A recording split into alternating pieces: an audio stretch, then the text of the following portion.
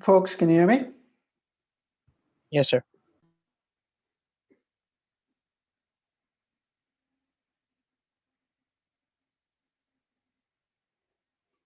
Okay, so we're gathering mass here. We're up to, 30 seconds more, we'll get started.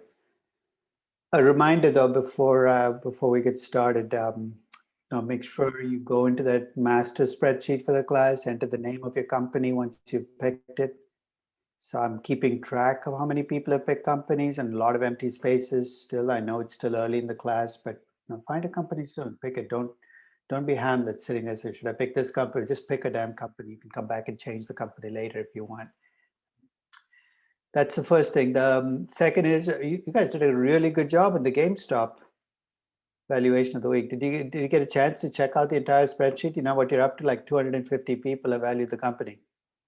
And if you look to the right, I have the median and the average. Anybody check what the median value was across your valuations for GameStop? Check it out. It's about $19 to $20 is your median value. The high number was Nick.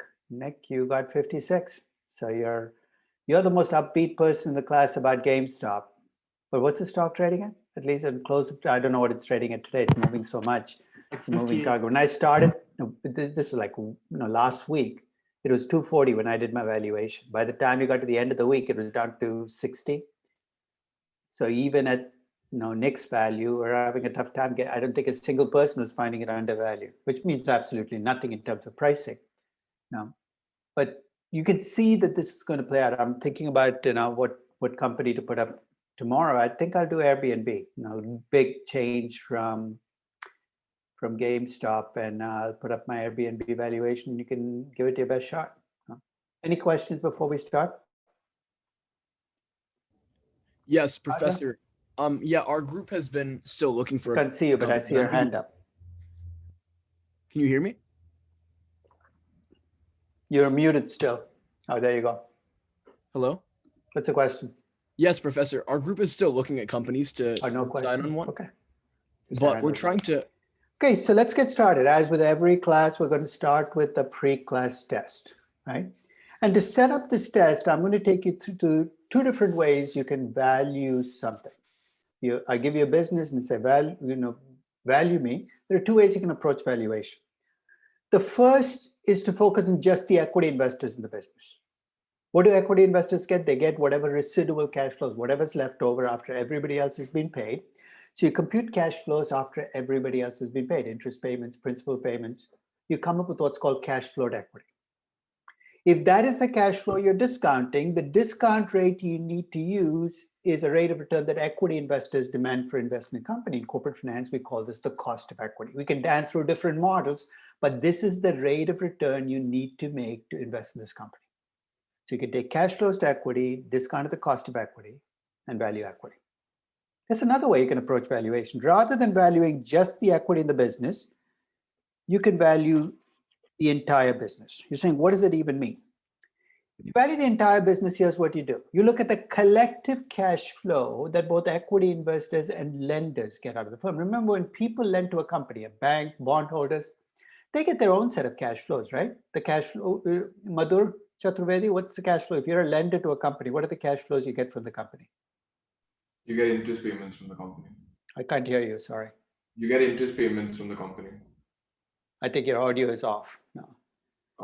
Oh. James Fu, what's the cash flow? If you're a lender to a company, what are the cash flows you get from the company? Oh, sorry. It's neither of your faults. It's my fault. See?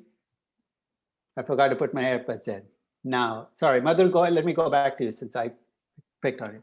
No problems, Professor. I think it's the interest payments, right? It's interest payments and principal repayments as well, right? So one way to think, the other way to think about cash flows is think about the collective cash flows equity investors and lenders get out of the company, which is pre-debt cash flows. And if that is the cash flow you're discounting, Madhur, I'm going to keep you on the spot. You're now discounting cash flows to both equity investors and lenders. What's the discount rate I should be using now? A weighted average of what equity investors demand, which is the cost of equity, and what lenders demand, which is the cost of debt, which is, of course, the cost of capital in corporate. So if you have cash flows to the entire business, the discount rate has to be a cost of capital. That was simple, right? It's valuation 101. So you're ready for the test? Here's what I'm going to do. I'm going to take you to late 70s. Sorry. Take you to the late 70s.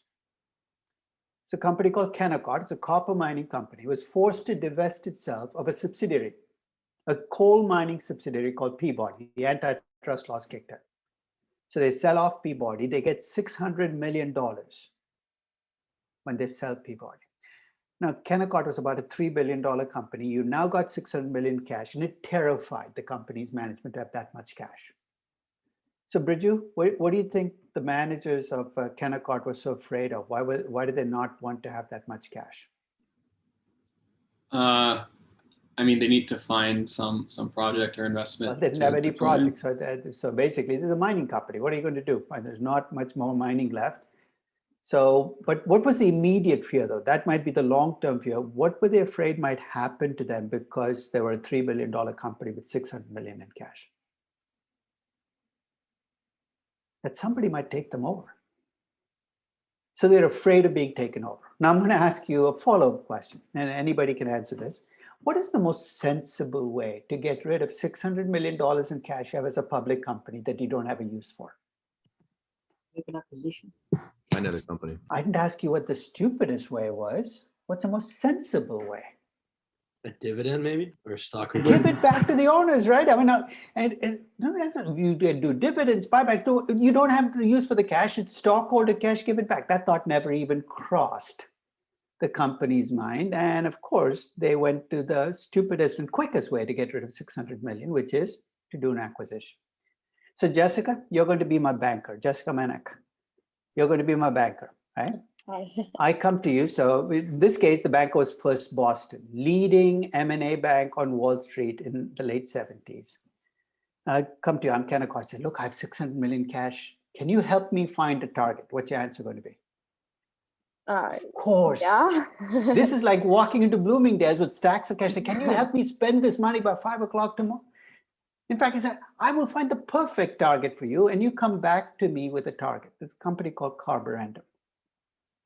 And he said, coincidentally, we valued this target at 660 million, which happens to be the amount of cash you have in your balance sheet. What an amazing coincidence. Mm-hmm. They found a target company that takes account of every dollar of cash I have. So I've set the stage. Here's what I'm going to do.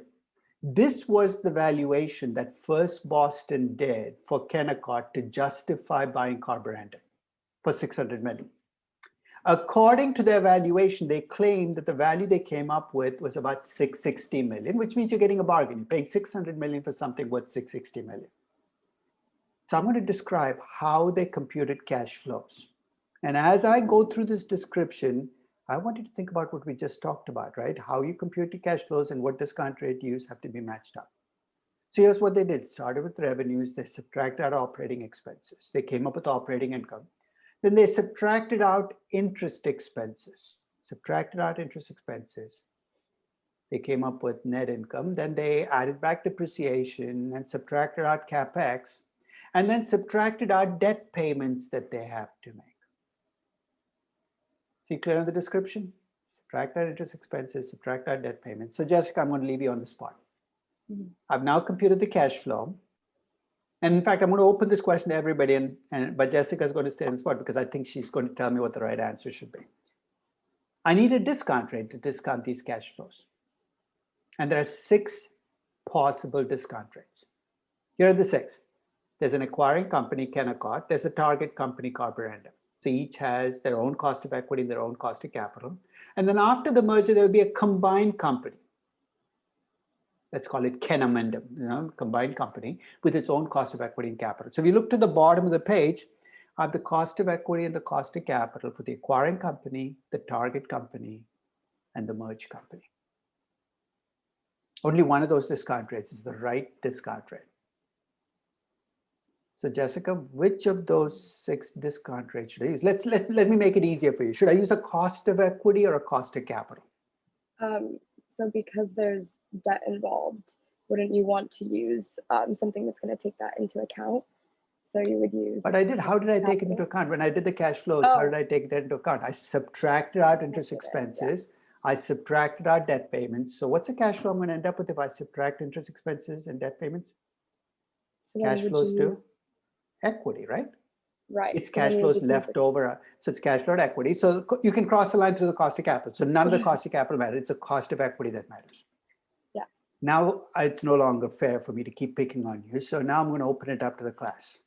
Whose cost of equity should I use to discard these cash flows? And I'm going to ask you this question because half of all M&A valuations screw up fundamentally on the right discount rate. I can use the acquiring company's cost of equity because after all, they come up with the money. I can use the target company's cost of equity because these cash flows are to the target company.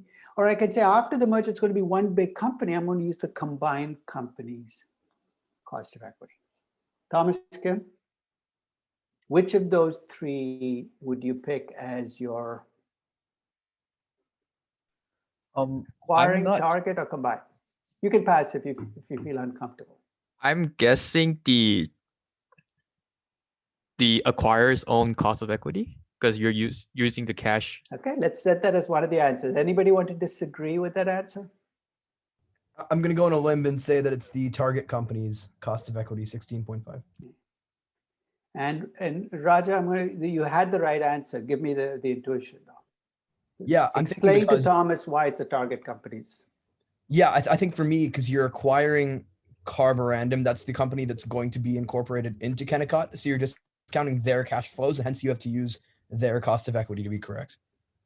In fact, it goes back to a very old rule in capital budgeting. You know, in capital budgeting, when you have a project, you know what the rule on the discount rate for a project should be?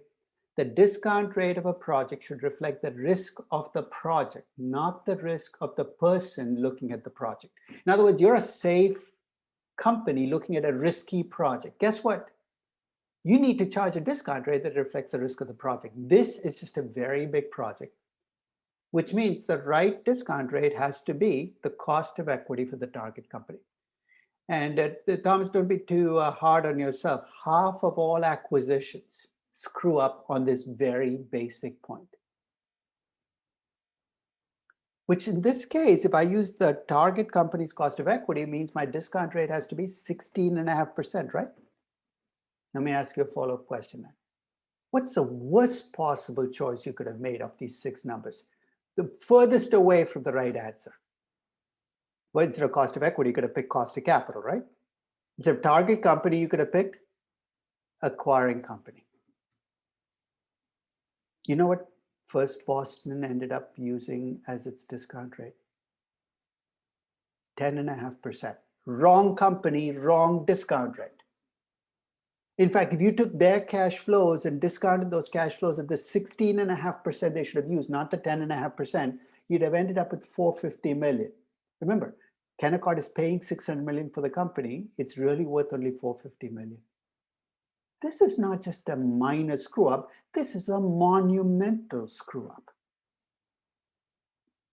You think, didn't people notice? To show you how little people notice stuff like this. This became part of a Harvard Business School case. I've never used a Harvard Business School case in my life because every Harvard Business School becomes a strategic case. Nobody cares about the numbers. You talk the strategic talk. Became a Harvard Business School case. And this was one of the exhibits, and nobody expected, the person writing the case didn't even expect the exhibit to be used very much. This is the only page in the entire case that I thought made any kind of difference. Nobody even thought about this mismatch until 7, 8 years later when you look at the numbers. And even then, at Harvard, they weren't, because they don't care about what price you pay. You got the right strategic fit. But to show you that stupidity stays dormant for long periods, you know who the 2 people running First Boston in the late 70s were? I won't ask you to guess because that's a long time ago. 2 guys named Bruce Wasserstein and Joe Perella.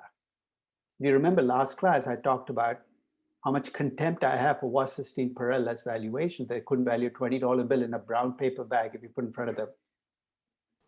They were the guys running First Boston, leading investment bank on M&A in the late 70s. I want you to remember this page. You know why? Because you're going to see a Goldman Sachs / KKR valuation of a company. And when you see a Goldman Sachs KKR valuation of a company, what's your first reaction? It's Goldman Sachs and KKR. They must know what they're doing. What I'm trying to tell you is you can have big names screw up at very fundamental levels in valuation, and this should be exhibit 1. Professor, Yes. I had a question about the discount rate. Yep. So I understand the argument for the target cost of equity, but from a different point of view, can't you look at the acquirer's cost of equity, since you're also looking at an opportunity cost of potential? What's the definition? No, yeah, I think you're missing. What's an opportunity cost? Give me the definition. It's like the cost. It's basically what you could be doing instead of this particular option. You forgot to add a qualifier, which is what you could be doing on an investment of equivalent risk. You see what I'm saying? If I'm a mature company and I'm in a stable business and I demand a 7% cost of equity, I can't take that 7% cost of equity and go buy a tech company. Everything's going to look cheap to me for all the wrong reasons. So the definition of opportunity cost is not what I can make on an alternative investment. It's an alternative investment of equivalent risk. That's why my opportunity cost on a riskless investment is what? Close to 1%. It's risk-free. An opportunity cost on an average risk investment might be 7%, but my opportunity cost on a really risky investment could be 12%. So you're right about opportunity cost, but you have to add that risk qualifier. Otherwise, safe companies will keep buying risky businesses. And this is how GE drove itself into the ground. Got it. Thank you. They took their low cost of capital and applied it in every risky company. Everything looked cheap to them until it blew up in their faces. Wow. Professor. Okay. Yeah, go ahead. So you like chalk this up to, I guess, stupidity, but is it possible, like on a more sinister level, that they just kind of wanted to up the valuation by 30%? I'll tell you so they just something on changed the investment rate? banks. Never attribute to malevolence what you can attribute to laziness and stupidity. And here's why it happens. If you ever, any of you interned in an investment bank during the summer? Some of you must have, right? So you put in these teams, right? You're given a deadline. And the deadline is insanely stupid. It's like, by midnight tomorrow night, we need everything in. Then you break up into teams, and one group goes off to estimate cash flows, and the other group goes off to estimate discount rates. You gather together 3 minutes before the deadline. One group has the cash flows, the other group has the discount rate. You have 3 minutes to bring it all together. You put it into a spreadsheet. I did that. You see how these mistakes slip through all the time? Nobody's stopping and asking the big questions. You're so busy running these huge spreadsheets that nobody stops and asks the questions about, are we doing this fundamentally wrong? Because you're so caught up in, did I get the right beta? Did I look up the Bloomberg number for this? Did you do this? Everybody's so caught up in the weeds that it's so I'm not saying that it doesn't happen, that malevolence can sometimes drive this, but 99 times out of 100, it's not malevolence. It's just sloppiness, these false deadlines, and then a collection of, of just forgetting basics.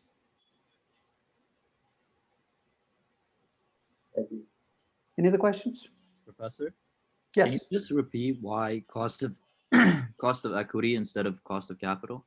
Because the cash flows are after debt payments. After that, okay. The minute cash flows are after debt payments, by definition, they're cash flows to equity. That's a very simple test. So if somebody's subtracting out interest payments, you can stop right there and say, or if you're net income-based cash flows, you're already in cash flow to equity, right? Because you're looking at equity income, cash flows after debt payments. Okay, thank you.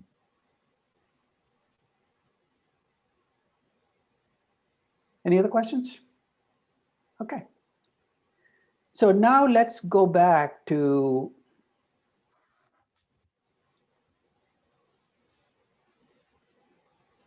where I left you off on last Wednesday. Sorry, we were talking about intrinsic valuation. So I'm going to pick somebody to summarize for me what we conclude about intrinsic value. Louis Meeks, you ready to summarize for me? What's the essence of intrinsic value? What are we trying to do? Intrinsic value? Mm-hmm. Like the value, the natural value of the business. based on its cash flows, its growth, its risk. And implicitly, we're assuming markets make mistakes. The price can be different from the value, and that we can make money off those mistakes. Will it work for you? What's the magic ingredient you need? Karan Malhotra, what's the magic ingredient you need for intrinsic value to work for you? And Buffett claims it works for him. Everybody claims value investing is good, but what's the magic ingredient? What's the one thing that you absolutely have to bring to the table for intrinsic value to work for you, to make money? Didn't you say you need to believe in it? You need belief, but you also, even if you believe, what else do you need for that belief to come to fruition? You need time as your ally. You need a long time horizon. So if you don't have a long time horizon, you're already at a deficit. You might as well give up. So intrinsic valuation is based on fundamentals, is based on cash flows, but it needs a long time horizon for the price to adjust to value. You say, what if I don't have a long time horizon? And remember, your time horizon is not always under your control, right? You're a portfolio manager, your time horizon is only as long-term as your shortest term client is, because they pull their money out in 3 months. You can tell me how long your time horizon is, but I don't care. You say, what if my time horizon is only 6 months or a year? Well, there's a second way you can approach picking stocks or putting a number, and that's pricing. In pricing, you attach a number to an asset based on what other people are willing to pay for similar assets. Now, I gave you the SeatGeek example deliberately because you don't think of SeatGeek as valuation, but when you buy a Yankee ticket and you buy it on StubHub or SeatGeek, think of how you decide how much to pay. You look at what other people are charging for similar seats in that section, and that's pricing. When you buy an apartment or a house, you decide how much to pay based on other houses that have sold in the neighborhood like yours. That's pricing. And the context of stocks, here are the 3 things you need to do pricing. First is you need to find similar or identical stocks, right? So if you want to price a company, you say, these are 10 companies just like my company. Second, you can't compare price per share across companies because in a sense, it's arbitrary. And here's why. If I do a 2-for-1 stock split, you know what that is? You take the existing share count, you double it. My price per share will drop by 50%. Doesn't make the company any cheaper. It just has twice as many shares. So since you cannot compare price per share, you have to standardize the price. What does that mean? You have to divide the price by something. Price earnings, price to book, EV to EBITDA, it's a standardized price. So you got 10 companies just like yours. You got the standardized version of price. And then you compare across companies, you have to control for differences. Those are the 3 ingredients that go into pricing. And as with intrinsic valuation, let's think of what has to happen for you to make money in your pricing. First, you priced a company, and you conclude that based on PE ratio, your stock is cheap. It's trading at 6 times earnings, and every other company in your sector trades at 10 times earnings. That's a more visible mistake in markets, right? Unlike intrinsic valuation, where your number is in your head, pricing is right there in front of you. So guess what? Pricing mistakes get fixed quicker than intrinsic value mistakes. That stock that trades at 6 times earnings, people notice it, they buy it, they push the price up. There's your magic ingredient. If you have a short time horizon, pricing works better for you because pricing mistakes get fixed faster. And here are the advantages of pricing. You're always in sync with the market. No matter what the market is doing, you're going to find underpriced stocks. Why? Because it's a relative statement. If everything is trading at 40 times, or if the market's trading at 40 times earnings, a company that trades at 30 times earnings, even though it looks expensive standing alone, is cheap relative to other companies. It's like being at a party and you've had only 5 glasses of wine. You might be the most sober person in that room if everybody else has 10 glasses of wine. Pricing is like that. You always will find things to be underpriced, which is good if your job is to be invested in equities no matter what. So there'll always be underpriced stocks, unlike an intrinsic valuation where it's possible that everything looks overvalued.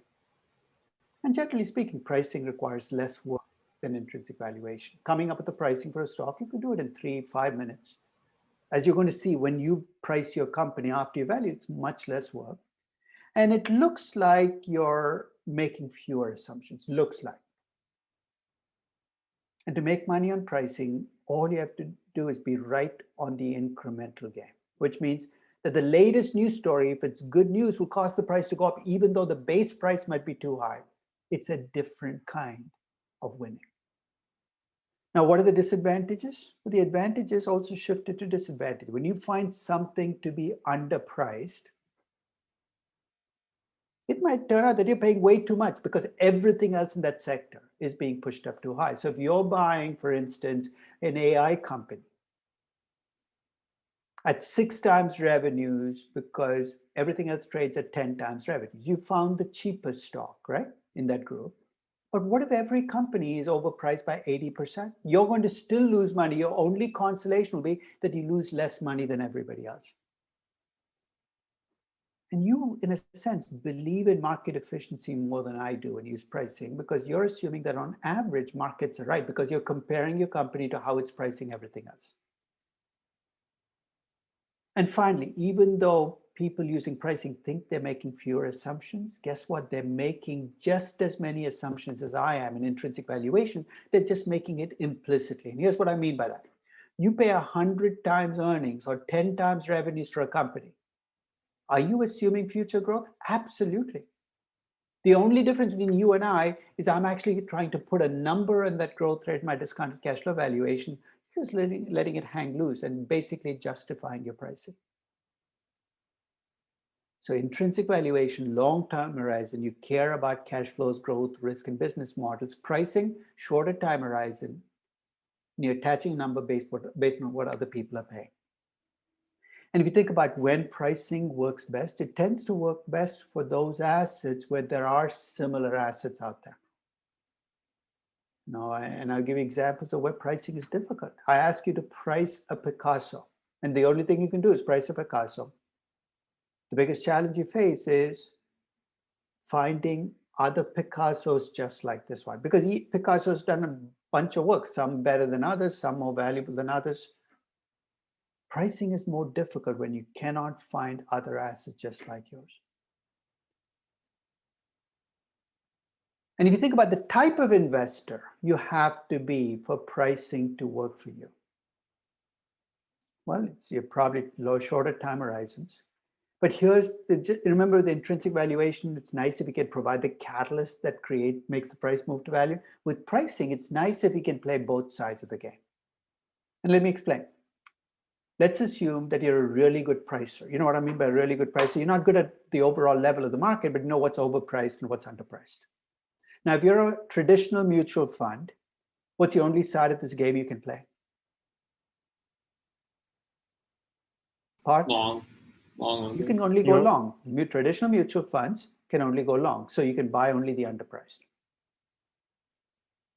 The essential difference between a hedge fund and a mutual fund is what can hedge funds do that mutual funds cannot? They can short. Now, do you see if you're a good pricer, why being a hedge fund is an advantage? Because what do you do then?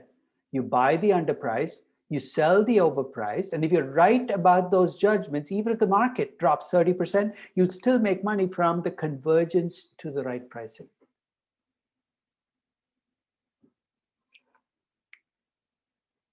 And there are some investments that you can only price.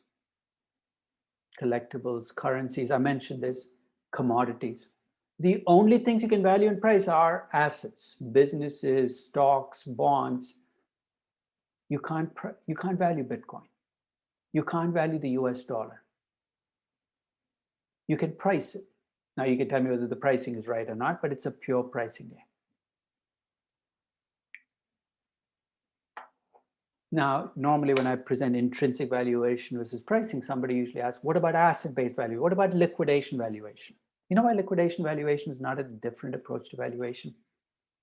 Zinni, Jen, when I do a liquidation valuation of a company, what's my job? What am I trying to do?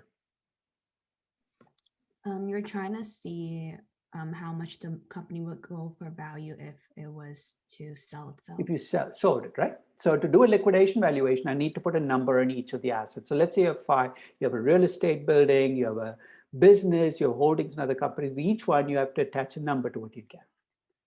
Now, do you see what the next question is? How do you come up with that number? You can either do an intrinsic valuation or you can do a pricing. So when you talk about liquidation valuation, the way you come up with the numbers to do liquidation valuation have to either come from intrinsic valuation or pricing. It's a subset of the approach. It's not a third approach. Now, later in this class, we're going to talk about examples of asset-based valuation. Fair value accounting is all about valuing individual line items on the balance sheet. I think it's an oxymoron. Accountants have no business even embarking here, but that train's left the station. They're trying to put a number. Or if you're an acquirer trying to buy a big complicated company to break it up. You know what I mean by break it up? They buy the company, break it up into pieces. You're interested in what's called a sum of the parts valuation. What would I get for each part? So there are cases where you use asset-based valuation, but it's not a different approach. It's an application of either intrinsic valuation or pricing. So we'll actually take a multi-business company. I call these octopuses, a multi-business, multinational company. And we will apply this on that company to see how you do a sum of the parts valuation and sum of the parts pricing. Any questions on asset-based valuation? So here's what I'm going to ask you, and this is early in the class. You might not feel comfortable yet answering this question, but try anyway. Very early. I've described to you, at least in broad outlines, what intrinsic valuation is. You're trying to value a business, company based on the business it's in, cash flows. You bring a long time horizon to the mix, and you come up with a value. The alternative is pricing. We attach a number to a company based on what other people are paying. Given where you are in the class right now, which of these two approaches would you prefer? So pick one. There's no right answer. You don't have to tell me. Later in the class, the end of the last semester, at the end of the last session, I'm going to come back and ask you the same question. And let's see if your answer is going to be any different. Okay? So no questions? Let's move on. Final approach to putting a number in an asset is to treat it as a contingent claim asset. The cash flows are contingent on something happening. It's an option. The best way to see if you're dealing with an option is it's with a payoff diagram. See, what are you talking about? You've all done some version of option pricing in an earlier class, right? Am I wrong on this or am I right? Veena, have you done option pricing in any of your classes yet, or at least introduction to option? We did like some real options in Corp Fin last semester. So you've seen what makes an option different from any other asset. What is it? If I ask you, tell me the key difference between an option and any other asset. What is it that makes an option unique? It depends on like different outcomes that could happen that will determine the payoff. That's true, but I think an easier way to think about it is in terms of cash flow diagrams, right? What makes an option unique is you have limited losses if you buy the option and potentially unlimited profits. If you have a call option, if the stock price goes down, you lose whatever you paid for the option, but a limited amount. And if it goes up, you make potentially an unlimited amount. Any asset whose cash flows take on that form has optionality. Now, I'll tell you what we're not going to do in this class. We're not going to cover listed options or warrants or any of those, or convertible bonds, because that you should be doing in a different class. There's a futures and options class, there's a fixed income class. The options we're going to cover in this class are going to be options in valuation. And I gave you a few examples already. A pharmaceutical company with a drug working its way through a pipeline, but it's not been approved yet. That's an option. There's a contingent cash flow. If the drug doesn't get approved, you're going to write off whatever you invest in the stock and say that's it. But if it does get approved, you could make billions. Undeveloped reserves in a natural resource company, an oil company, is an option. So those are what fall under the rubric of real options. And we're going to talk about those later in the class. Again, you're saying, isn't this instead of intrinsic valuation and pricing? I'm going to argue that it's an add-on to intrinsic valuation, that to value an option, a real option, you first have to do the intrinsic valuation. It's not a different way of doing valuation. It's an add-on. And there are advantages to using option pricing model. There are some things where if you use a traditional valuation model, either intrinsic valuation or pricing, you give up. There's almost no way you can attach a number to the company. And I'll give you an example. If I ask you to value a deeply troubled airline, you could take pretty much any airline now, it's deeply troubled. You could write discounted cash flow valuation, it's worth nothing. You do pricing, it's worth nothing. You say, why would I ever buy this airline? You're buying it for the same reasons you buy an out of the money option. If the economy comes back strongly, you expect the earnings to go up. You could argue there are some things you will be able to attach a number for with an option pricing model, which you couldn't if you didn't have it. And it'll provide us fresh insights. Even if you never use an actual model, it's going to give you insights on value as to what kinds of companies you pay that extra premium for. I'm going to use this particularly when we value companies with platforms, Facebook, Yelp, where the company is worth something, but on top of that, you get this really expansive platform that you can use. Now, I'll give you an example. One of the many pieces of Facebook is WhatsApp. How many of you have WhatsApp? Pretty much most people. And if you're in Asia, pretty much everybody has WhatsApp, right? How much money does Facebook make off WhatsApp right now? It's actually nothing. It's not monetized. You're saying that is ridiculous. But it's got almost 1 billion people on WhatsApp. Is there an option there? What's the option? That if they can find ways, and trust me, with Facebook's history, they will find ways to get you locked into WhatsApp, and your messages are going out on WhatsApp, your phones are on WhatsApp, they will find ways to monetize it. That's an option. Just recognizing that's an option means you'll be willing to pay a higher price for Facebook because of that optionality. Now, there are some things that will be more difficult with real options. With traditional options, all the inputs are observable. The stock price, you can see the variance, you can calculate. With real options, computing many of these inputs is much more difficult to do. So I'm going to be a realist. I'm going to argue that I can show you how to use an option pricing model to value a real option, but I also recognize in many of these cases, the inputs are so fuzzy, so difficult to get, that you might not actually carry that to fruition. So in summary, every single way of putting a number on an asset or an investment falls into one of 3 buckets. It's intrinsic valuation, it's pricing, or there's a real option in there. There's no right or wrong way of doing these things because what works for you will depend on your time horizon, your philosophy. I'm not going to push intrinsic valuation down your throats. It might be right for me, but it might not be right for you. So keep an open mind as we go through this process so you can latch on to what works for you. Any questions? Is there any benefit to using all 3 valuation strategies? Well, I'm going to make you do all 3, right? And then like weighting each one based on the company's specific circumstance? You could, but you're very quickly going to discover that the way you weight it is based on how much faith you have in each number. Who came up with all 3 numbers? Me. You. So you know what it's going to boil down to is how comfortable do I feel with these numbers? And that's why I said I can't prejudge this for you. Because at the end of the intrinsic valuation, you might conclude this is all guesswork. I have no idea what these numbers are. And I'm not going to step in and say that's crazy, you shouldn't do that. That is your perception. And if that's your perception, guess what? You're going to weight more. You're going to weight your pricing more. That's why I make you make a choice at the end, buy or sell. Because the 3 approaches can actually give you different answers. And you will have to pick which one you're going to use, you hang your hat on your final recommendation. Mm.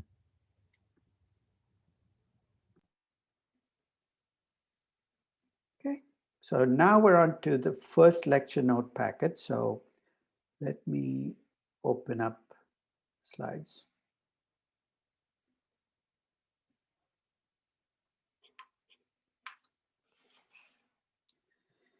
Okay, there we go.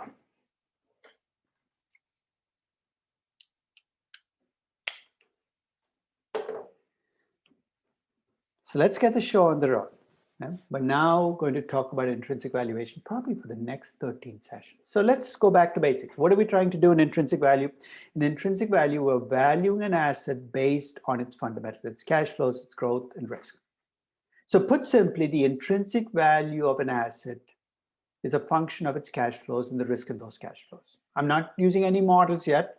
It's just basically a function of cash flows and the risk in those cash flows. Now the question is, how can we come up with that number? So let me give you 2 ways in which intrinsic value plays out in practice. The most conventional way, the one you're probably most used to in discounted cash flow valuation, here's what we do. In the numerator, we estimate expected cash flows, not best case, not conservative, but expected cash flows. And in the denominator, we have a discount rate that reflects the riskiness of those cash flows. More risky cash flows have higher discount rates. That's the way most of us do discounted cash flow valuation. But there's actually another way in which you can approach discounted cash flow valuation that is not used very often. And you're going to see why. Remember the numerator had expected cash flows? What if I could replace each expected cash flow with what's called a certainty equivalent cash flow? It sounds incredibly abstract, right? You ever watched the show, Let's Make a Deal with Howie Mandel? Have you seen the show? Anybody seen the show?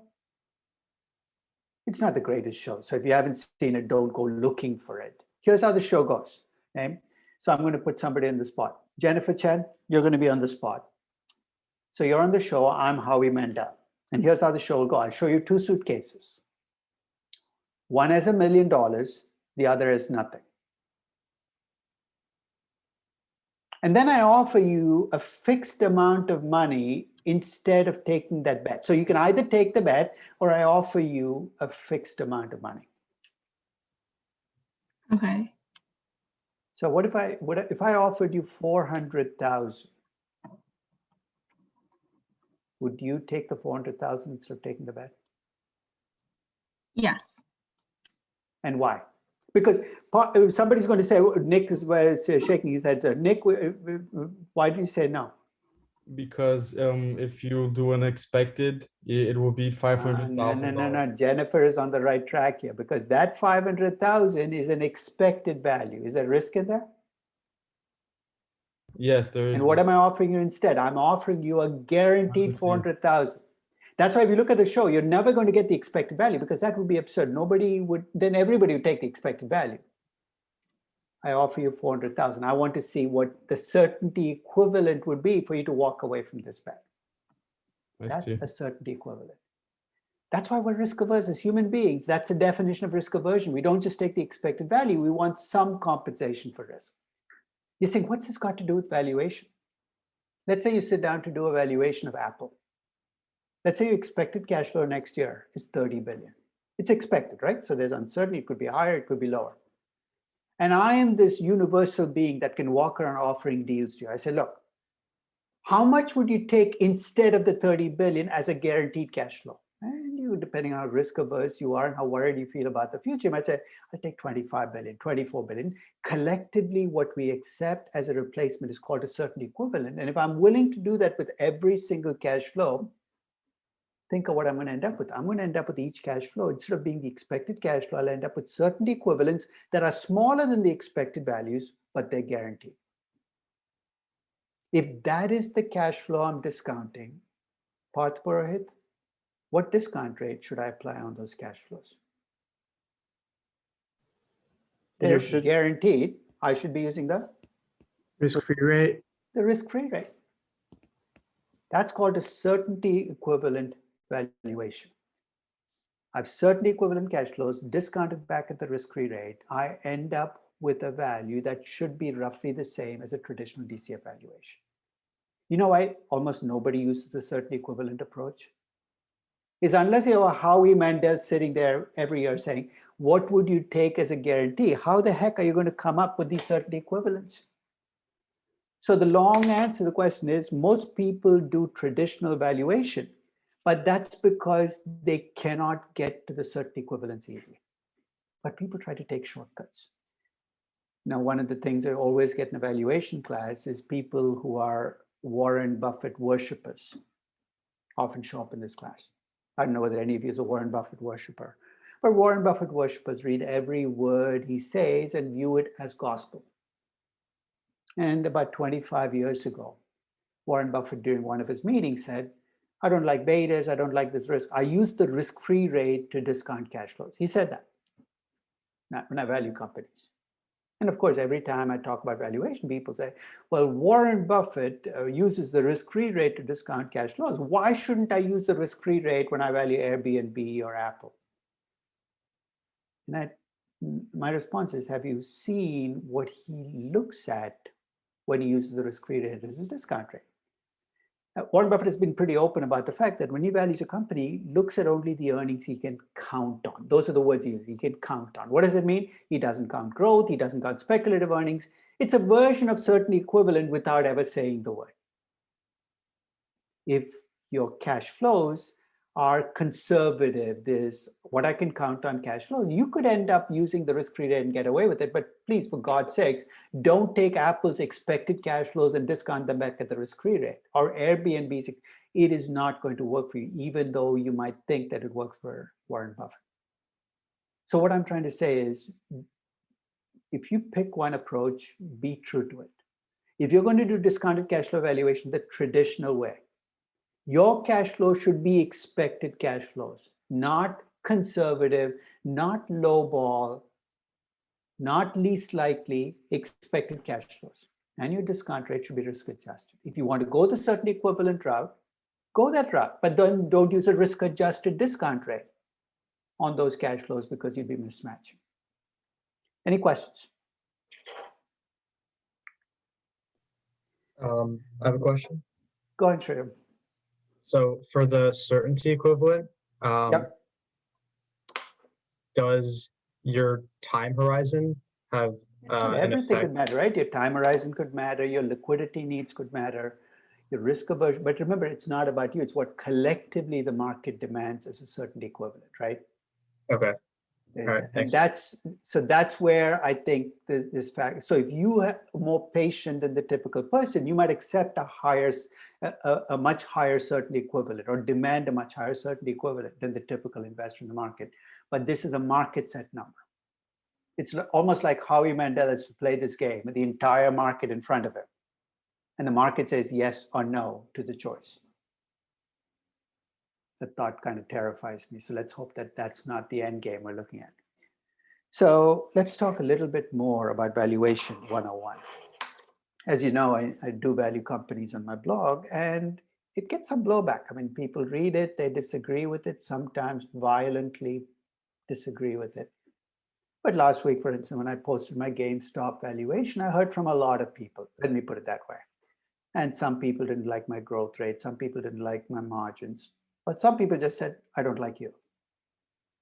And they're, in fact, the two words they will use whenever they read my valuation, if they don't like me, is you're an academic and you're a theorist. And I have to laugh. I'm furthest away from an academic that you can get. I don't even like academia. I don't like hanging out with other academics. But I also know how little theory there is in my class. You want to see the theory in this class? It's that one equation. That's it. That's the entire class is about finessing the cash flows and getting the discount rate. There is no theory in this class. In fact, to show you how little theory there is in valuation, I want one of you to be my guinea pig. And I want somebody who has absolutely no background in valuation. And I promise you, I will make you look really good in this experiment. Anybody want to be my guinea pig? Marissa? Do you want to be my guinea pig? Sure. Have you done valuations before? No, not really. Good. Perfect. Okay, ready? First, I'm not a magician, so no sleight of hands. I'll actually pull my sleeves back, nothing to do. I've got a $20 bill. Can you see that? I'm going to put it into the envelope. You ready, Marissa? First question. You saw me put the $20 bill in the envelope. How much would you pay for this envelope? $20. That's the answer Less I usually get. than $20. Good, right? Because if you pay $20 for an envelope at $20, what do you end up with? An envelope. Nothing. So you want to pay less than $20. That's great. You're already on to something. When you know the value of something, you always start your bidding at a lower number. If you're always saying, which way should I go? You're probably in the wrong class. You know the value of something, start the bidding at a lower number because you'd like, but this is, you're right, an easy asset. Even a banker shouldn't have trouble valuing this asset. So if you open this up for bidding, at the end of the bidding war, you're going to end up with roughly $20. So let's say we're now in steady state. We've got an envelope of $20 being valued at $20. Now I'm going to add interesting things to the game, and let's see if it changes how much you're willing to pay for this envelope. Nick Fabroni? You ready? I've got an envelope of $20. I'm now going to add a card. Can you read what's on that card? I don't know whether it's reversed or... It's upside down. It says What does it control. say? I don't even... sorry, upside down. How about now? What does it say? Yep. Control. Okay. Control. I'm going to put $20 into the envelope. I'm going to put control into the envelope with the $20. Okay. So remember the price was 20. Now I've added control. How much should you pay for this envelope now? Well, I get $20 and control, so I might pay a control. little more. How much? Give me a number. 21. 21. I'm going to mail this to you. Can you mail me back 21 or send me a money order? Or do you have Venmo? I'll take $21 in Venmo. Well, I was thinking you give me the envelope first, and then I'll pay you. But for the $1, what have you got? You got a 3x5 card that I wrote control on. You know how much it cost me to get that card? No, not That's sure. 1 cent. Okay. 1 cent. It's a lot more. But I know why you said you'd pay a premium. Did you work at a bank by any chance during one of your internships? PE shop, yeah. Okay, yeah. You know why control has value, because in a PE shop or an M&A, when you acquire a company, what are you told? You have to pay a control premium. And people just make up crap. 20%. In fact, I'm glad you offered only 21. I actually did this for the M&A group at Goldman Sachs. This was not the incoming group. This was the seasoned M&A bankers. And one of the bankers decides he's going to be clever. He offers me $25. I sold it to him. He said, but I didn't mean it. I said, now that it's your own money, you feel the pain, right? It's a 3x5 card with the word control. Now let's keep going. Any marketing people in this class? I'm going to give you something that makes marketing people usually flip out with joy. What does it say? Brand name. I'm going to put brand name. That's good, right? You'd pay at least, what, $25 for it? But remember again, 3x5 card with the word brand name. How about the hardest word in business right now? ESG, I'm a good company. Okay, I'll put that in there too. Now you're a good company. Still 3x5 card with the word good. Synergy, not a problem. I'll write synergy on there, put it in there. 3x5 card with the word synergy. I don't know how many of you will end up in M&A, but the essence of your job in M&A is to try to sell things for way more than they're worth. That's your bottom line. You can spin it as much as you want. I'm going to give you 2 words that will help you sell stuff for more than they're worth. Here's the first word. Andreas, what does it say? Strategic. Strategic. Most dangerous word invented in business is the word strategic. You know when it'll show up? When the numbers don't fly. A strategic deal is just a really stupid deal, but you really, really want to do it. A strategic buyer makes up his mind that he wants to buy a company before you set the price. That is the definition of stupid. Strategic. But if that doesn't work, I'll give you the trump card, the card that will allow you to double the value of a company, add an extra 0. You want to see it? Jacob, what does that say? China. Try it. You valued a company, it's worth 100 million. You've tried everything, brand name, strategic, and the buyer is acting all disciplined. He says, I'm a disciplined buyer. And say, just let it slip. But we're planning to be in China. It's amazing how the extra zeros start to pop up. You know what I call those words? I call these weapons of mass distraction. Mass distraction. You know why I call them weapons of mass distraction? Because they show up when the numbers don't fly. Say, look, control, look, brand name. What they're trying to do is get your eyes off the numbers. Look at this company, just pay the higher price. So I'm going to state 3 very simple propositions that animate how I think about value. The first proposition is what I call the it proposition. You know what the it proposition says? If it does not affect the cash flows, and it does not affect risk, it cannot affect value. Let me repeat that again. If it does not affect the cash flows and it does not affect risk, it cannot affect value. What's it? You name it. Let's go back to the words that I just threw at you, because while I said the words by themselves don't have value, there's a basis for attaching a value to those. So John, Luke, I'm going to pick on you. What's the value of control? Forget about the banking definition. Forget about the 20%. What is the value of controlling a company? Being able to make decisions. Change the way the company is run, right? So you know how you value control? You value the company twice. Once with the existing management in place, with all the bad decisions, and once with you in place, making better decisions and assuming your decisions are better than theirs, what should you get? The value for the company with you running it should be higher than the value of the company with the existing management. You see where this is going to lead you? If my company is already perfectly managed and perfectly run, what's the value of control? Zero. If my company is badly managed and badly run, the value of control, who comes up with this 20%? Makes no sense. How can it be 20% for every company? At the risk of touching a hot button issue. What's this big deal about ESG? You've been hearing about this, right? ESG, companies should be good. I mean, there's a whole disciplines that are building around ESG.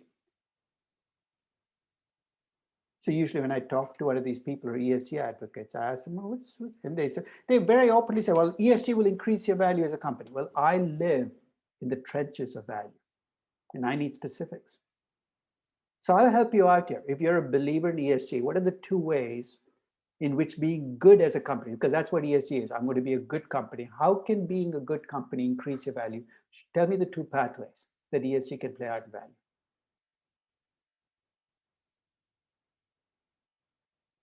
Effie? Reducing risk from regulations. One is maybe by being a better company, you can reduce your risk from not just regulations, from catastrophic dangers, right? So if you're a company that, you probably read the news about Vale, the Brazilian mining company, being fined $7 billion because they were not very careful about how they built the dams. The dam imploded in Brazil, thousands of people died.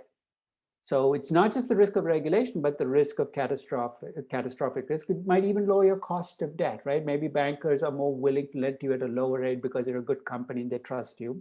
Maybe equity investors buy your shares because they really like your company. It could be a lower discount rate. That could be one way it plays out. What's the other way it could play out? Look at the numerator. Is there a way in which being good can help you on the cash flows? Yeah, maybe customers like products made by good companies. Think of the Patagonia effect, right? Patagonia's prime, if you look at their ads, it's we're a good company. If you buy our overpriced outerwear, you're still helping society. And as long as people go along with it, you could get higher growth or maybe lower costs because your employees have less turnover. They like working for a good company. So if you want to talk about ESG and value, I'm willing to engage. But I want to engage on specifics. Don't give me this nonsense of ESG is good for value, but I can't tell you how. Just do it and it'll all work out. And that would be exactly my pushback with any word you throw at me. So I'll leave you with one final thought because this is something we're going to come back to. What's the value of a brand name? What's the advantage of having a strong brand name? Ricardo? Aguilar? I mean, there's a few values, but it could increase your cash flows in the most short-term way. How does it increase your cash flows? What's the mechanism by which it increases cash flows? It can boost your sales or bring in customers or keep customers. I'll give you my definition of brand name because you're onto something. I think you're right. It has to show up in the cash flows, but I'll give you the mechanism through which it shows up. You want to see brand name power at play. Walk into a pharmacy, into the painkiller section.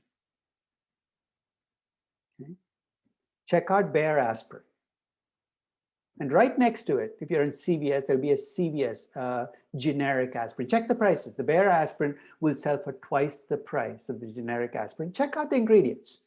Aspirin's been off patent for like 100 years. You're getting exactly the same pill, but guess how? Think of how often you pay more for the Sudafed, the Bayer, because you trust the name. That is pure brand name power.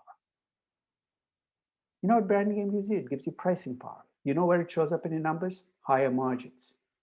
90% of the companies that claim to have brand names have nothing of the sort. Their brand name is worth nothing. You know how you can see it? Look at their margins relative to the sector. Your margins are half what the sector's margins are. Don't even talk to me about brand name power.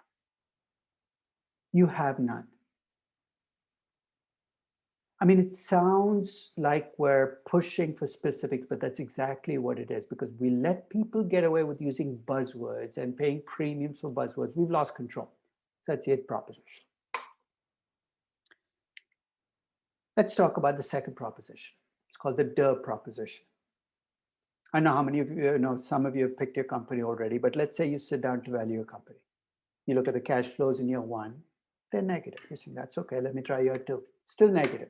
You try year 3, still negative. It's just a terrible company with a horrifically bad business model. Don't even ask me why you picked the company, but you just want to torture yourself. So year after year after year, cash flows are negative, negative, negative, negative. How much should you pay for this company? It's a trick question. They should be paying you, not the other way around.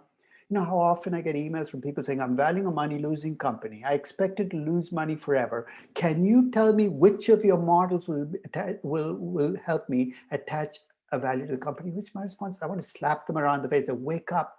You have a company that you expect to lose money forever. Why are you paying for this company? So let's get that out of the way. If you sit down to do a DCF and every single CF has a minus in front of it, just let it go. This is not going to be a going concern. But let's make it a little more interesting. Anybody valuing a young growth company? A Neo or a Tesla or anybody?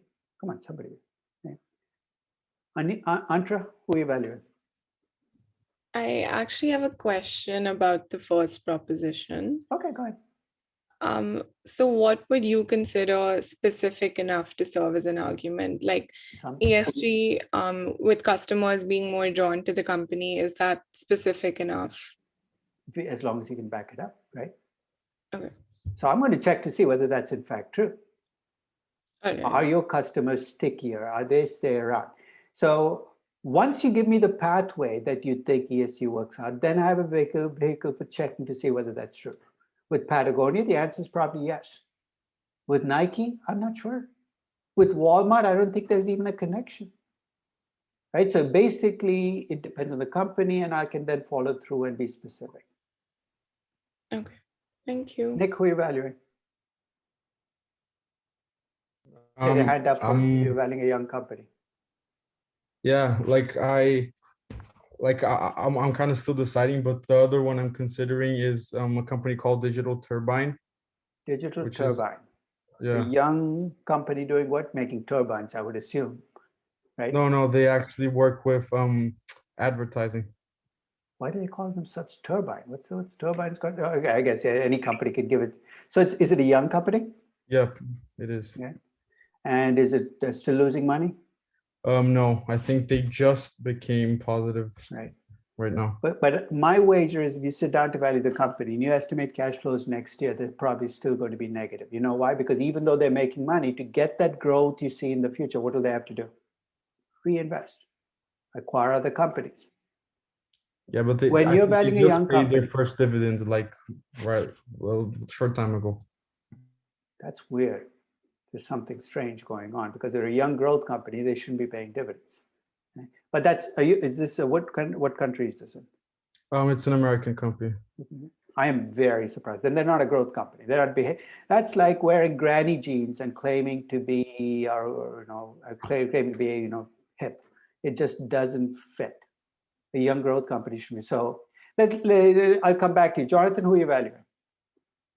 I'm valuing Lemonade. Lemonade, okay, that's a perfect example. Everybody familiar with Lemonade? It's not a drink. So Jonathan, tell them what Lemonade does. So Lemonade actually sells insurance using basically a purely technical model. In fact, my rent insurance, because when I rent my apartment in New York City, you're required to buy rent insurance. I live in Washington Square Park. And I bought it through Lemonade. Why? Because it's cheaper than the traditional insurance companies. It's a fintech company. It's a disruptor in the insurance field. Are they making money yet? I'm not entirely sure. Last time I checked, they were still losing money. My guess is they're still losing money. So when you project out cash flows for Lemonade, you're probably going to get negative cash flows, big negative cash flows early on because they want to grow, they're going to reinvest. You're going to get negative cash flows next year and perhaps the year after. But if your company, and Lemonade, I think, is on a pathway to success, as the company grows, two things will happen. One is economies of scale will start to bring their costs down. The other is as the growth levels of the reinvestment will also become smaller. Right. You see where this is going to go, right? Year one will be negative, year two be negative, year three might be negative. By year four, the negative becomes less negative. By year five, the numbers will turn positive maybe. Right. By year 10, the numbers are going to be big, positive numbers. I hope so. So here's the proposition. Just because you have a negative cash flow in year one or two, don't give up on the valuation. For sure. Because this company could still be a valuable company as long as it gets disproportionately large positive cash flows in the future. Right. Do you see why they have to be disproportionately large? If you lose $1 billion in year one, you got to make up $5 billion in year 10 for that $1 billion. Right, right, right. Yeah. We're going to value a lot of young companies in this class, and you're going to see that pattern. Negative cash flows up front, a turnaround point year 3 or 4 or 5, and then the cash flows will get really big. That is how young company valuation should play out. And that's why when Nick mentioned that his company is paying dividends, already red flags are going up, right? Because to pay dividends, what do you need? You need cash flows. If you have cash flows to pay dividends, my question is, where's the growth going to come from? How can you tell me in the same story that you're a growth company and also be paying our dividends at the same time? That's the disconnect I don't understand. Maybe they're a mature company masquerading as a growth company. Or they're a growth company that as a CFO has no idea what he or she is doing. Neither is a particularly attractive option. But that's what you would dig for. Raja? Yeah, how do you interpret the duh proposition when you look at entire market spaces that are money losing, like, you know, food delivery, Grubhub, DoorDash? I mean, all the companies in that space are There's losing got to be an end game where you think they can make money. Right now, they're all losing money. Ride sharing, everybody's losing money. But why are people willing to pay for Uber? Because they think eventually these companies will find a way to make money. By doing what? There's a scaling up factor that you hope will work for you, which is at some point in time, the cost should not scale up with your revenues. So that's the first thing you're looking for. Airbnb, for instance, that's very clear. As they've gotten larger, you can see that the expenses are becoming a smaller percent of revenues. That's the first thing you look for. The second thing that you look for is that the reinvestment that you're making reflects your future growth. So as the growth levels off, and remember, many tech companies, their biggest capital expenditures actually show up as operating expenses. I'll give you a classic example. You're a company that's built around customers. Customer acquisition costs are your CapEx, but they show up as operating expenses. So what you're hoping for, and maybe you could be wrong on this, is that eventually the economies of scale will make your money-making company. Of course, you could be completely wrong and end up with this money-losing company in perpetuity. But that's the opening that gives these companies the value that they do. Ram? Yeah, so I was also planning on doing Lemonade, and I could argue that they're money losing because they reinvest like tens of millions of dollars into marketing. And from what they've done in the past couple of years, it doesn't seem like they're stopping that marketing high spend. So my question is, when in terms of valuing the future, when do you know when to stop like putting high marketing? Well, marketing, the assumption that will level off as your customer base becomes larger is built on the presumption that customers stay on, right? So if your marketing is, you're getting a customer for 1 year and then they drop off and you have to do the marketing again. Guess what? Marketing is not really a one-time deal. It's going to continue to rise. So with Lemonade, I don't know, and you could probably get the statistics. Once somebody decides to buy a Lemonade product based on the marketing, do they stay on for 10 years? If they do, you have a point. Your marketing costs will decrease over time. And as they decrease, the profit. But marketing is still an operating expense. But you're saying that part of that marketing is a customer acquisition cost. It's more akin to a CapEx. And that's one of the things we're going to come back and talk about. With companies like Lemonade, do we need to redo the accounting first to get a sense of how much money they're actually losing before we value the company? The answer is absolutely. So let me close off today by going back to what I started the class with. And this is, it's a very quick review. When you sit down to value business, I said you have to make up your mind. Are you valuing just the equity, valuing the business? With equity, you're focused on cash flows to equity investors, cash flows left over after debt payments, and you're discounting them back at a cost of equity. When you value the business, you're basically looking at pre-debt cash flows and discounting them at the cost of capital. So you saw these 2 pages already, but might as well show you the pages again. If you look at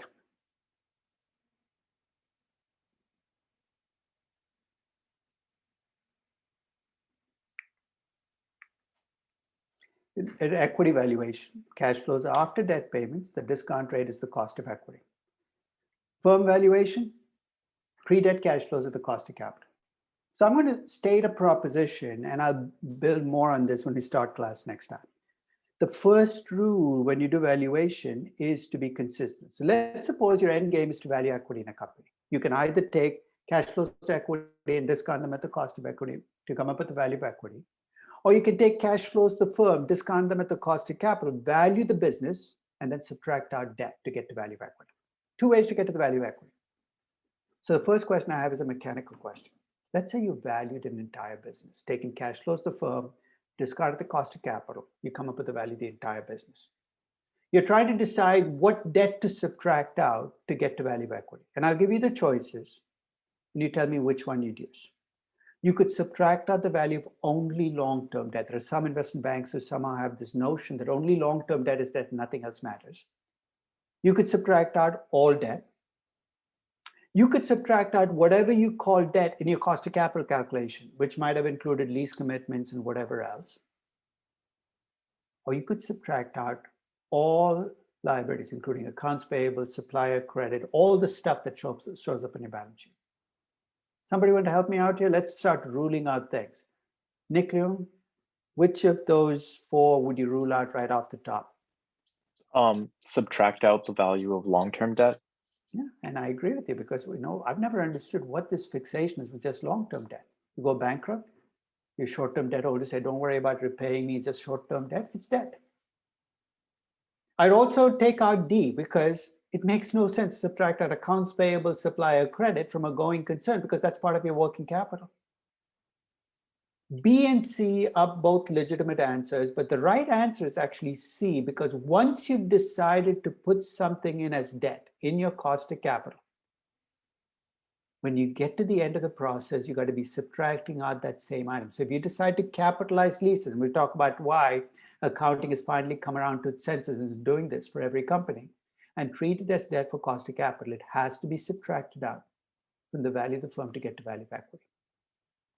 But I'll leave you with a consolation prize. If you do this right, the value of equity you get by discounting cash flows to equity at the cost of equity will be equal to the value of equity you get by valuing the firm and subtracting out debt.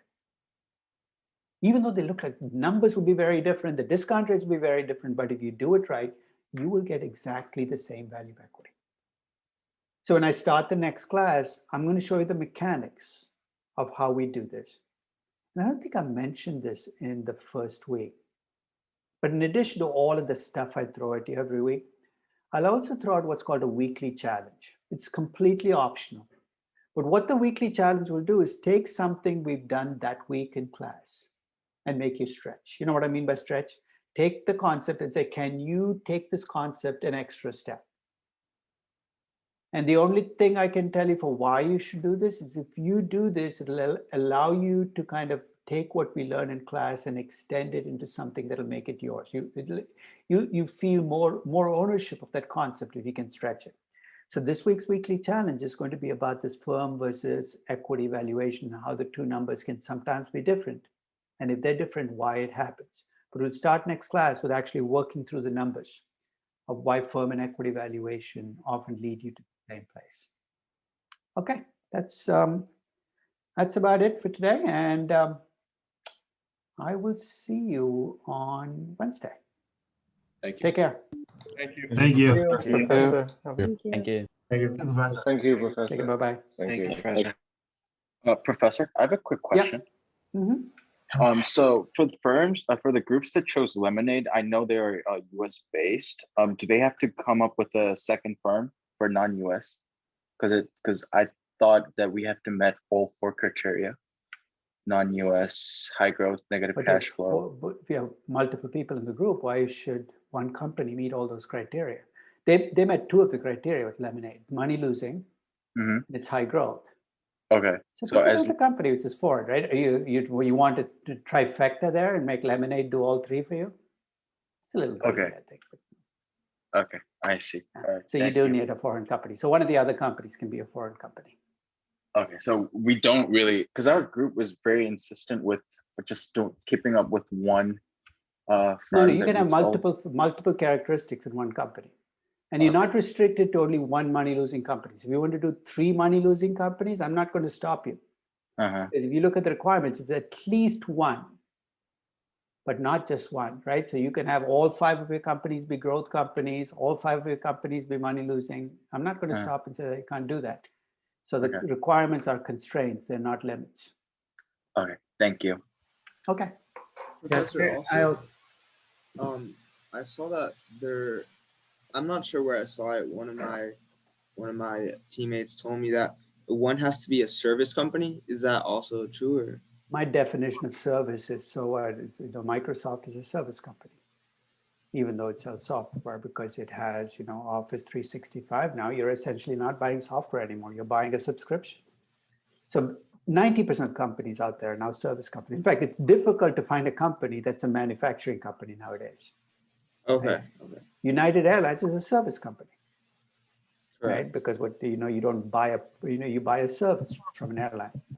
So service companies are actually very easy to meet as requirements. So I wouldn't worry too much about it. Okay, perfect. Thank you.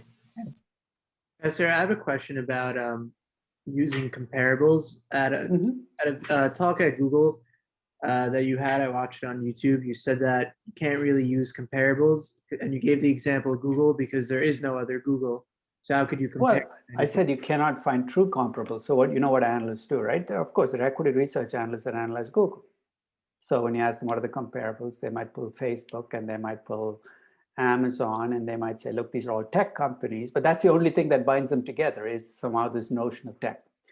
So that doesn't stop people from trying, right? So when you price a Google or a Facebook, it's true you cannot find true comparables, but you're going to try.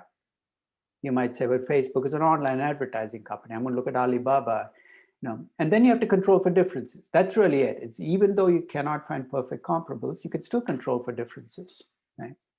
So it's impossible to find a truly comparable company, but you can still pick companies that are not comparable and then control for the differences. Thank you. You're welcome. Tony? So I'm thinking about to choose an insurance company to value. Do you require a special method to value Not special. It's still about cash flows, right? You buy stock in an insurance company, you're still looking for dividends and you're still looking for price appreciation. What you have with financial service companies is the regulatory overlay might be something you need to be aware of, because insurance companies are regulated, right? That might constrain how much you can grow, what kind of margins you can have, how much capital you need. So with banks and insurance companies, it's not difficult to do. It just means that your work will have to be more understanding the regulatory framework. And with Lemonade, I'll tell you, it's the biggest issue you're going to run into if you value a company like Lemonade is right now it's pretty much unregulated because it's small. You can get through all the loopholes, but as it gets bigger, the regulatory guy is going to wake up and say, you're an insurance company, and as an insurance company, these are the things you need, and that's coming. So when you value Lemonade, that's going to be a big part of how you bring that into the story. Also, is insurance company considered as a service company in your definition? Insurance companies are services, yeah. Okay. Definitely. Okay. Now, home? Hi, Professor. I was looking to get access to the orphan list. I sent a request. It wouldn't let me in using my. Well, I can add you on, but you have a fundamental problem, which is if you're enrolled in the class, you should be able to get those sheets because I don't control it. It comes from Google Classes. So while I can add you to that, to get to things like capital IQ, you'll have to figure out why you're being blocked. So I'll add, so send me an email, I can add you to it, but you will need to talk to IT and see what it is about. It must be something to do with how the system is seeing your email address, because technically if you're in the class, you should be able to get into those Google shared spreadsheets and get capital IQ access. And you're not able to do that, something is happening on the technology side that's blocking you. And I can't fix that. That's an IT problem.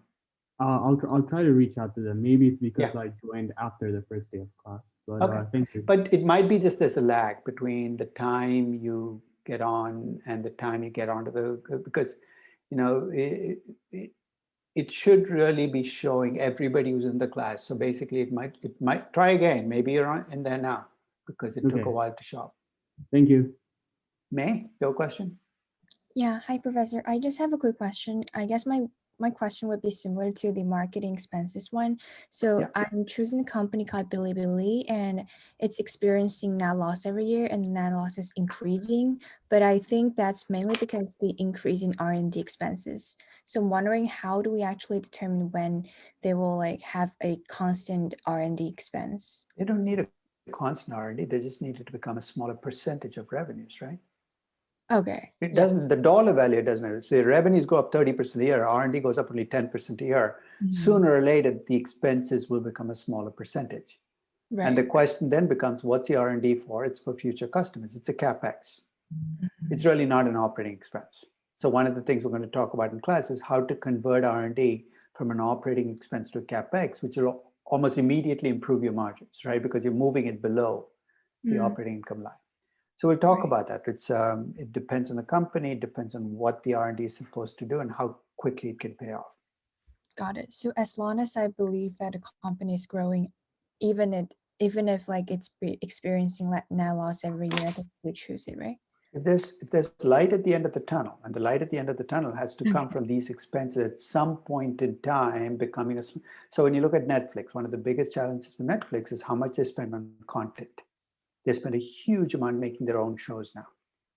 And if you're an optimist on Netflix, you're not going to assume they will stop making content, because can you imagine opening up Netflix, no new shows at all? There will be new shows, but you're hoping that as it gets bigger, the amount they spend on content as a percentage of their revenues. So last year they spent 16 billion. They can continue to spend 16 billion, but if revenues climb 30% a year, that 16 billion will become a smaller and smaller percentage. And eventually you're going to get that positive cash flow kick in. I see. Thank you. Okay. Professor, just another quick question. So, is there any like other thing to be careful with except the regulation thing if I want to evaluate insurance? Where is the insurance company located? What types of insurance does it sell? So I think it's property insurance, life insurance. Oh no, it's a PNC insurance company. It's called. Just hope there's not an earthquake in the next 3 months. Right? I mean, the insurance companies, that's the big unknown, right? The things that you've set aside for future catastrophes, because the nature of insurance is there'll always be catastrophes. So you're looking to see, and that's what the regulators try to do. They try to force insurance companies to set aside enough capital to cover an earthquake, a hurricane, the kind of big payments that almost always will come somewhere along the way. So your regulator is not doing it. If you're in a part of the world where the regulator doesn't do it, the company has to be doing it itself. Okay. And that's a question you're trying to examine. Are they building up enough capital? And one way to check that is to look at other insurance companies, because insurance companies set aside capital. They tell you how much capital they're holding. It's a little messier than banks, because banks, it's actually very explicit, tier 1, tier 2, tier 3. But insurance companies have their own version of capital. Okay. But other than that, we just use like the normal cash flow to it's always cash flow. The question here is there a catastrophic risk here that can put the company at risk? And that risk will add to the discount factor? It'll relate back to where they sell insurance. They sell insurance in a particular part of the world that's exposed to a particular type of risk. All your insurance is being sold. It's property insurance in Florida on the coastline. It's not a question of whether, it's a question of when you're going to get the next hurricane. So that's where knowing the business, knowing how spread out it is, will help you make that judgment. Okay. Okay. That's it. Thank you. Thank you, Professor. Have a good one. You're welcome. Take care. You're I'm welcome. gonna sign off here.